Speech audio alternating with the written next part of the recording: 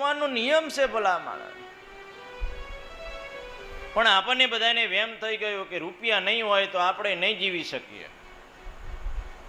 જરૂર રૂપિયા જરૂરી છે, મારી ના નથી, પણ સર્વત્ર પરમાત્મા છે, સર્વત્ર રૂપિયો નથી. જે માનવ ભગવાનનું ભજન કરે એના સંકલ્પિત કાર્યો પરિપૂર્ણ થાય છે, એ માગે એને મળે.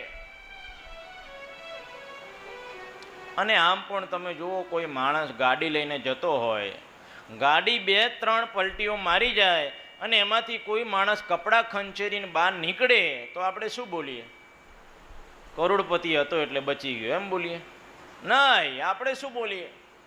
કંઈક સારા કામ કર્યા હશે, કંઈક પુણ્ય કર્યું હશે, કંઈક કથાઓ સાંભળી હશે, કંઈક કથાઓ કરાવી હશે, કંઈક સેવા કરી હશે તો બચી ગયો.